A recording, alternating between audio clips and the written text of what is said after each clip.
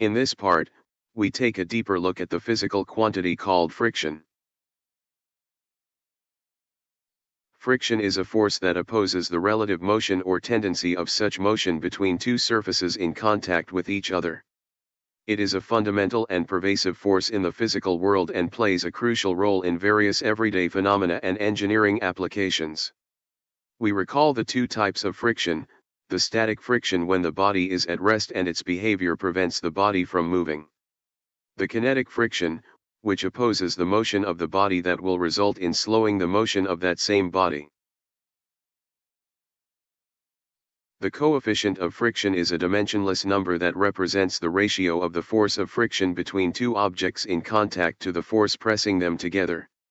It quantifies the stickiness or slipperiness of the interface between the two surfaces and provides information about how much friction can be expected in a particular situation. The coefficient of friction depends on various factors, including the nature and roughness of the surfaces in contact, the presence of lubricants or contaminants, and the normal force, the force pressing the two surfaces together. Different materials and surface conditions will have different values for their coefficients of friction.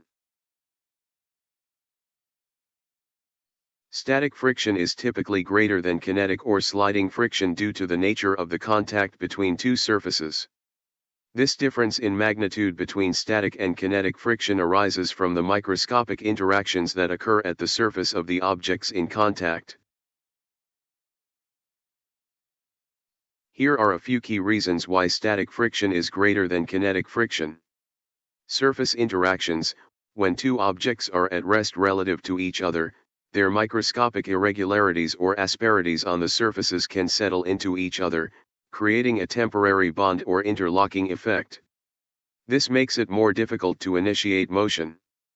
The static frictional force opposes any external force applied to overcome this bonding and initiate motion. Energy considerations: it takes additional energy to break the initial bonds or overcome the resistance to motion between surfaces at rest. This energy requirement is not needed when the objects are already in motion, resulting in a lower kinetic frictional force.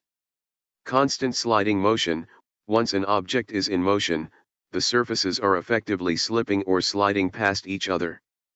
The frictional forces in this state are generally less because the contact points are continually changing, and there is less opportunity for the interlocking effect seen in static friction.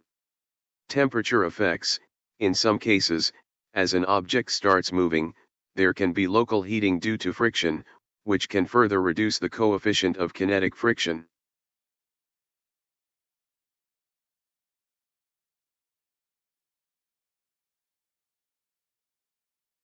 Here we have some coefficients of friction and they are determined experimentally. Here we see that the static value is greater or close to its kinetic counterpart. For wood on wood surface we see that it is around 0.25 to 0.5 for its static value.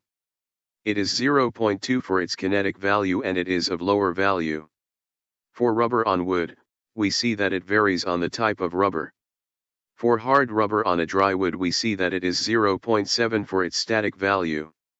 We would expect that the kinetic friction would be lower than this. In addition to these two main coefficients, there are other specialized coefficients of friction for specific situations or materials, such as rolling friction coefficient. This coefficient applies to objects rolling, like wheels, on a surface and is different from kinetic and static friction coefficients. Fluid friction coefficient: in fluid dynamics, a coefficient of friction may be used to describe the resistance to motion between a solid object and a fluid such as air or water. Coulomb friction coefficient: this is a general term that can refer to both static and kinetic friction coefficients. Thank you and I hope you learned something new today. For questions and comments you may send them to diyeslearningstuff@gmail.com. You may review the slide on YouTube at Diyes Learning Stuff. Note: please do not forget to use your school email, your name, and class section. Thank you for listening and see next module.